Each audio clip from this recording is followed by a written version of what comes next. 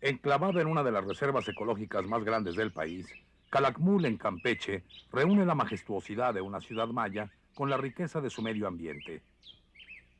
En Tlaxcala, Xochitecatl se abre al público como un parque ecoarqueológico donde el visitante puede reconocer la relación íntima entre el hombre y su medio ambiente.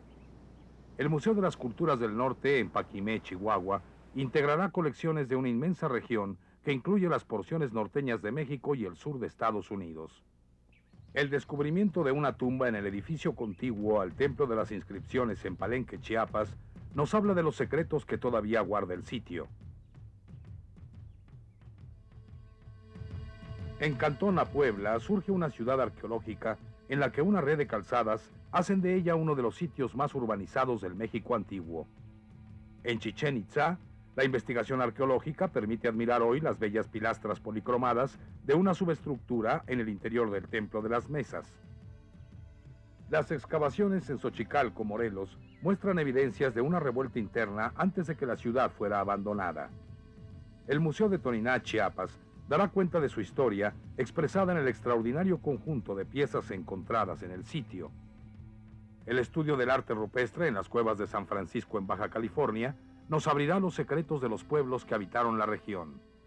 Dentro de un programa de investigación, excavación y restauración, fue creado en Teotihuacán un centro destinado al estudio de la zona. El descubrimiento de una estela en Monte Albán, Oaxaca, que conserva inscripciones zapotecas, aporta nueva información acerca de la genealogía de sus gobernantes.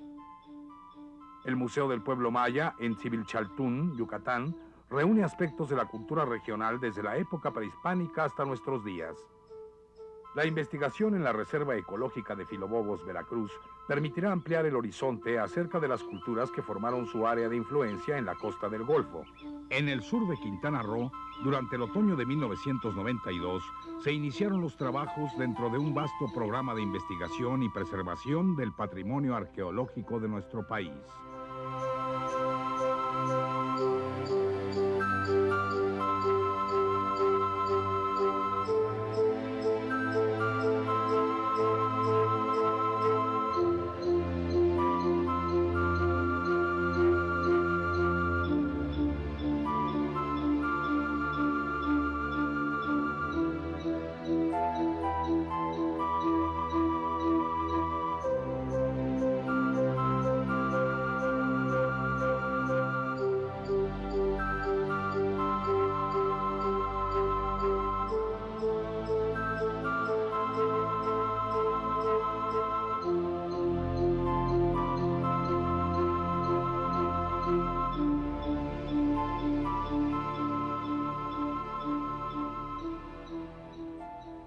Explorar los sitios mayas de Cohunlich, Tsibanché y Quinichná, resguardados durante cientos de años por la selva en el sur de Quintana Roo, representa un reto para la arqueología mexicana. En Cohunlich ya se habían realizado algunos trabajos de excavación. Sin embargo, se encontraba prácticamente abandonado. En los otros dos lugares no se habían realizado estudios en el pasado. El trabajo de los arqueólogos descubre día con día, entre el verde interminable del paisaje, algunos de los hilos conductores que nos permitirán acercarnos un poco más a la historia de la que fue una de las civilizaciones más importantes de Mesoamérica.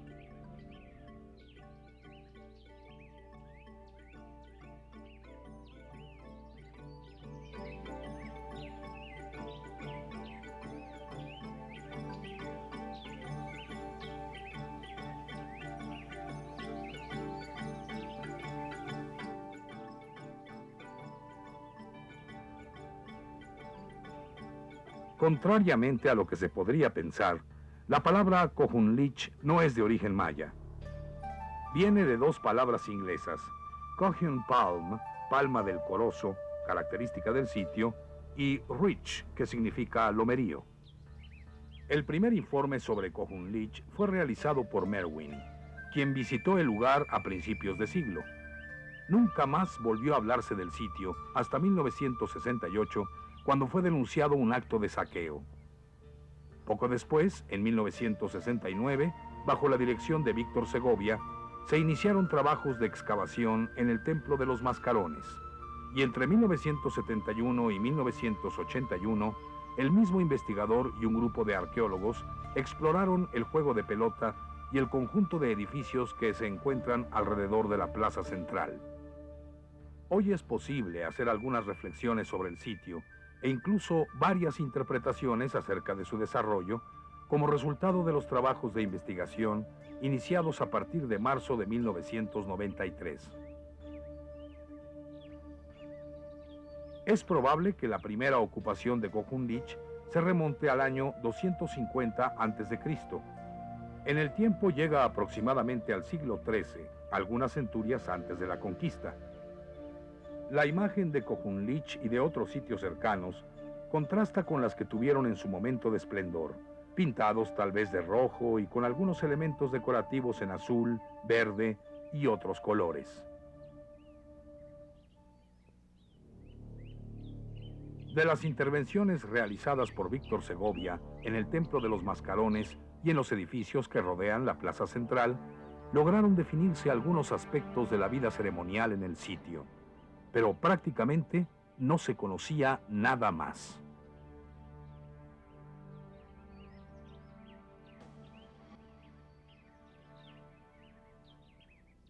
Entonces, el primer propósito que establecimos nosotros como meta del proyecto fue el definir cuál era la variabilidad completa cultural del sitio.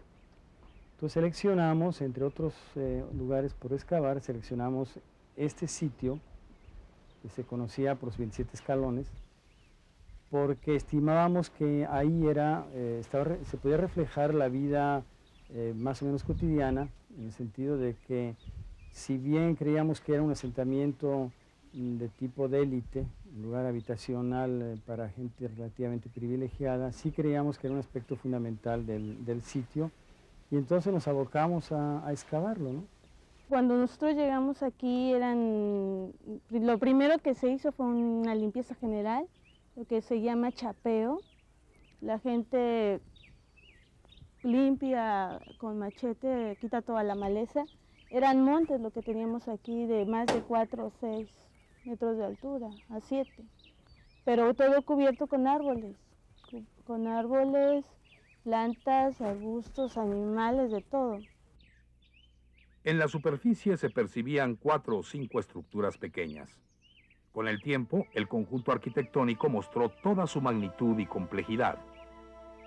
Finalmente, los arqueólogos establecieron que se trataba de una pequeña ciudad con aproximadamente 500 habitantes.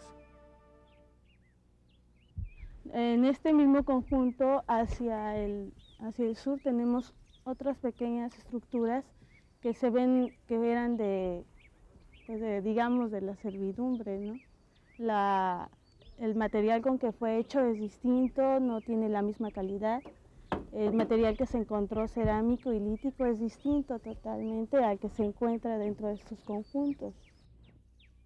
Es evidente la especialización del trabajo en Cojun Lich. Todo parece indicar que había artesanos en cerámica y en concha.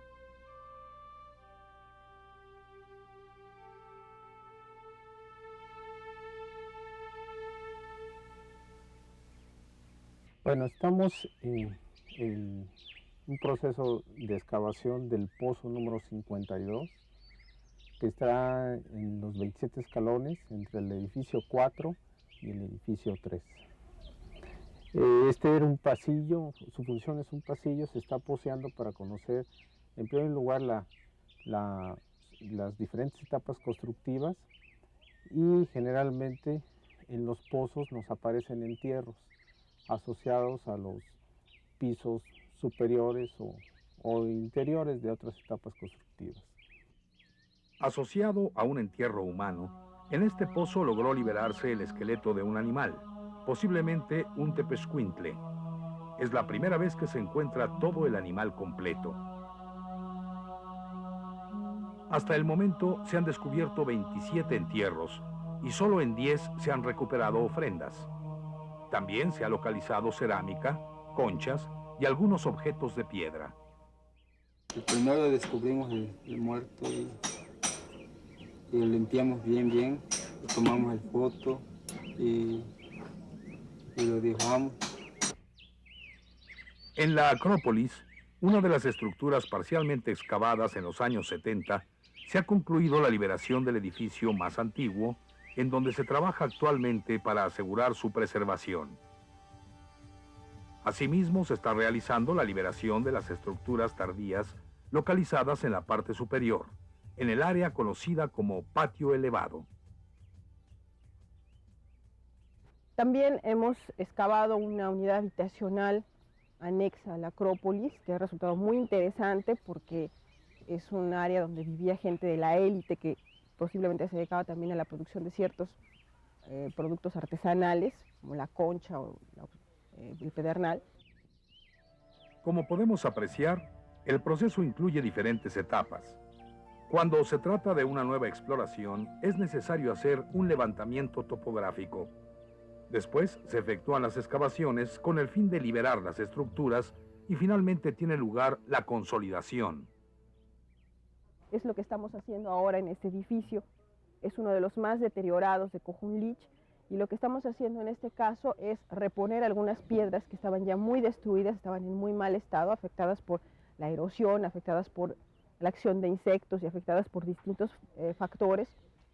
Y estamos reponiéndolas por otras piedras también de Cojunlich, también trabajadas en la época prehispánica y que tienen la misma forma y las mismas características de las que había originalmente.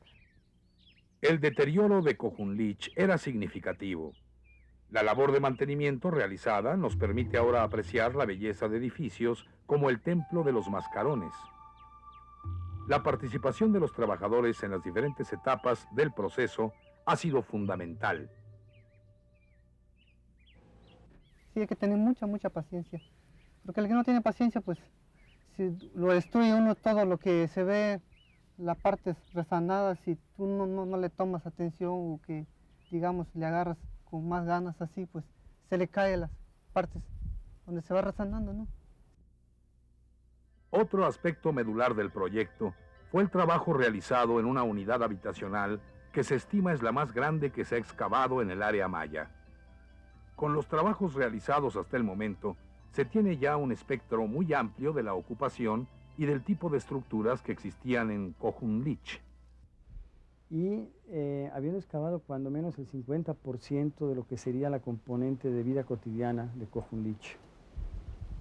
Como al ritmo que hemos estado trabajando, posiblemente en 2 años más terminaríamos con la variabilidad completa del sitio. Es decir, podríamos tener una imagen completa del sitio, no solamente lo que es la parte ceremonial, sino lo que son las unidades habitacionales, lo que es la vida artesanal, lo que son las relaciones entre los diferentes grupos parentales que hay en el sitio, etcétera, ¿no? Sería la primera vez que se tiene una interpretación global para un sitio de la zona maya.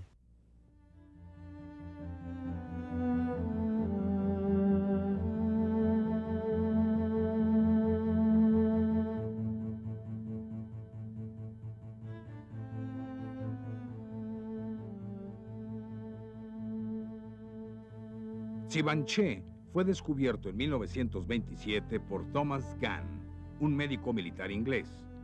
Le llamó tanto la atención un dintel de madera en el Templo 6 que bautizó el sitio como Tsibanché, nombre maya que significa algo así como escritura sobre madera. Lamentablemente su localización fue muy vaga.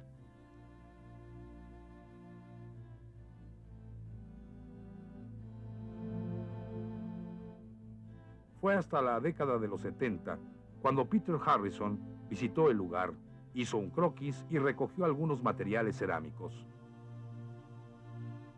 Empecé cuando vino Harrison, inicié mi trabajo de excavación y sacamos unas media bolsa de tepalcates y ese fue que se llevó. En 1987, un grupo de arqueólogos del Instituto Nacional de Antropología e Historia inició un proyecto para trabajar una unidad habitacional de Tsibanché. Este es un sitio totalmente nuevo, lo cual no deja de llamar la atención, pues es posible que sea el asentamiento de mayores dimensiones del sur de Quintana Roo y, de hecho, dentro del área maya, un lugar excepcionalmente grande. En Tsibanché la componente es de otro tipo. Como se trata de un sitio nuevo, ahí estamos dando una gran importancia a lo que es la parte monumental del sitio, ¿no? Empezamos excavando unidades habitacionales y ahora estamos fundamentalmente en la parte central del sitio con trabajo de arquitectura monumental. A partir de marzo de 1993, se ha intervenido fundamentalmente la zona monumental, en particular los templos que integran la plaza principal, los palacios norte y sur, y una plaza al oeste del Templo 2, integrada por 6 edificios menores. Adicionalmente, se trabajó desde 1992 el Templo 6, donde fueron localizados los dinteles de madera. En la mayor parte de los templos, por lo menos el 1, el 2 y el 6, hemos encontrado en la parte superior templos compuestos por 2 grandes galerías, en algunos casos banquetas. El funcionamiento de estos edificios era fundamentalmente ceremonial. En las partes centrales y bajas de estas galerías hemos encontrado cámaras funerarias, esto es, los templos estaban funcionando como recintos funerarios. No en todos los casos las ofrendas han sido muy suntuosas. Las más notables son las que se descubrieron en enero de 1994 en el Templo 2. Al buscar las escaleras del edificio, se localizó el acceso a un sistema de cámaras. Se trata de 3 cámaras superpuestas en las cuales se fueron encontrando ofrendas. En las 2 primeras no se registraron entierros y en la última, que estaba asolvada por el derrumbe del entrepiso, se localizó una tumba con un personaje de Tsibanché. Puede afirmarse que es la tumba más importante de los sitios del sur de Quintana Roo. Bajamos, a pesar de lo peligroso del asunto, bajamos para tomar dimensiones de la cámara y salir. Cuando empezamos a liberar en el extremo oeste, encontramos algunas vasijas y los pies de un esqueleto, acompañado de algunas navajillas prehispánicas.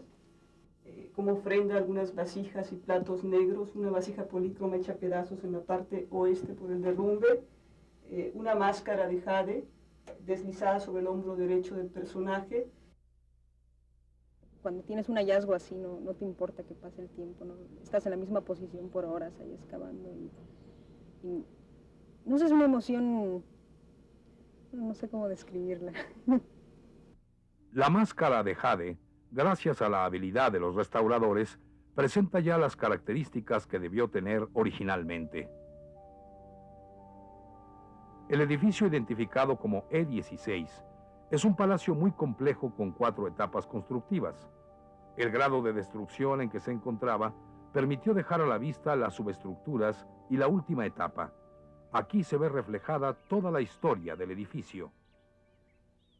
Hemos hecho unos cortes para que cuando el público venga pueda ver que los mayas en realidad hacían un edificio y después o se aburrían o dejaba de funcionar de cierta manera y volvían a hacer otro arriba, pues le quitaban un cacho y seguían poniendo y así va creciendo no solo un edificio, pero va creciendo un sitio, ¿no? A raíz de las investigaciones recientes, el trabajo en este sitio aporta nuevas perspectivas sobre la visión general de esta parte del área maya. Al parecer, la organización social y del espacio en la zona no se da en la forma tradicional. Aquí no hay ciudades en sentido estricto, sino lo que hay es una distribución de funciones, una distribución arquitectónica sobre áreas muy, muy extensas. Entonces, los sitios que vemos alrededor de Tsibanché son complementarios de Tsibanché y no son ni aliados ni competidores de Tsibanché. Son parte de él, son parte de una fórmula muy especial, muy de acá, muy regional, ¿no? De resolver el problema de organización política, social, ¿no? Y de organizar el espacio.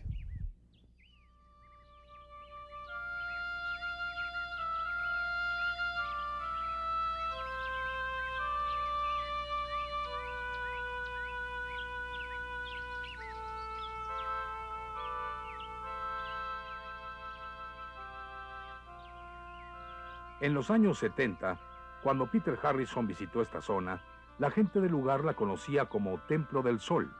Entonces tradujo el nombre al maya y designó al sitio como Quinichná, que significa la Casa del Sol. La Acrópolis ocupa prácticamente la totalidad de la zona. es una construcción enorme que de su base hasta el punto más alto de la crestería alcanza 34 metros de altura. Este sitio se llama Quinichná. Es un sitio no muy grande, pero tiene una acrópolis que es realmente excepcional en el área. Posiblemente en toda la provincia de Guaymil, que incluiría todo Quintana Roo y algo de Campeche, posiblemente solo existan 2 o 3 acrópolis como esta. Esta acrópolis tiene 3 niveles. Estamos en la parte superior de la acrópolis. Abajo hay 2 templos más. En el primer nivel 2 templos, que son los más tardíos, y finalmente se abre una plaza, ¿no?, con una serie de montículos alrededor delimitándola. Desde la primera semana de abril de 1994, se está trabajando intensamente en la liberación de los elementos arquitectónicos. La consolidación de estructuras se convirtió en tarea primordial para evitar el peligro inminente de su destrucción, sobre todo las esquinas del templo principal y la galería interna que estaba derrumbada. Se ha concluido la exploración de los edificios, así como la consolidación y restauración de los elementos arquitectónicos expuestos. El sitio está más o menos intacto, hay un saqueo. Parece ser que había un entierro bastante importante en uno de los 2 templos que están hasta abajo. Los saqueadores dejaron algunas piezas por lo que nosotros recuperamos. Es poco, pero recuperamos algo. La ejecución es excepcional. Debemos esperar que la acrópolis sea justamente, no tanto una acrópolis, sino una necrópolis, ¿no?, un lugar de enterramiento de lo que sería la gente más importante de Sibanché.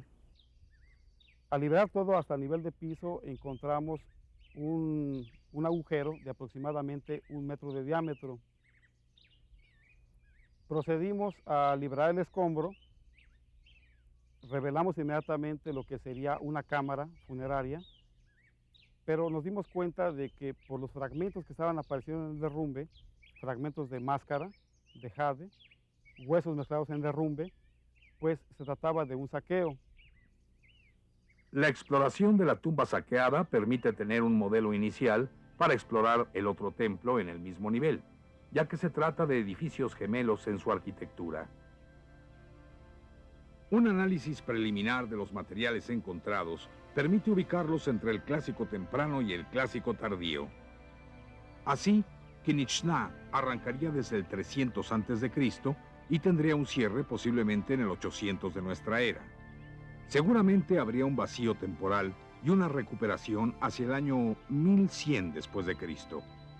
Por los elementos arquitectónicos y la temporalidad estimada, Quinichná forma parte de Tsibanché. Con base en los estudios realizados, Quinichná está siendo integrada a lo que sería un sistema completo de asentamiento cuyo centro es Tsibanché. Asimismo, incluye los lugares conocidos como Tutil, el complejo central y el rancho. El conjunto entonces sería el sitio de Tsibanché y la distribución de estructuras estaría en un radio de 3 kilómetros.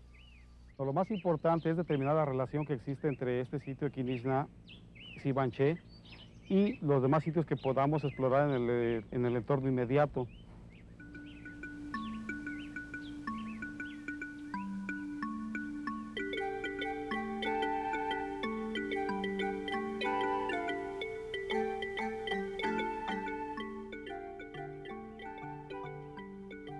Los trabajos de investigación en los sitios arqueológicos del sur de Quintana Roo abren nuevas perspectivas que permitirán complementar el enorme acervo de conocimientos que se tienen sobre la magnificencia de la cultura maya. El estudio de los hallazgos y de las manifestaciones artísticas de los habitantes de este rincón del territorio contribuirá a la mejor definición de la dinámica cultural e histórica de estos sitios. El visitante podrá admirar en esta zona un sinnúmero de manifestaciones del trabajo de estos incansables artistas. El culto a Quinich Ahau, dios solar maya, manifiesto en Cojunlich, puede apreciarse en las versiones antropomórficas del astro rey que enmarcan la escalinata del Templo de los Mascarones. Un estilo arquitectónico que cada vez se define más como propio de la zona. Templos y palacios, prototipos de las construcciones mayas. Plazas, escenarios de rituales abandonados por sus habitantes mucho tiempo antes de la llegada de los españoles. El producto de hábiles manos que supieron trabajar magistralmente la piedra y otros materiales.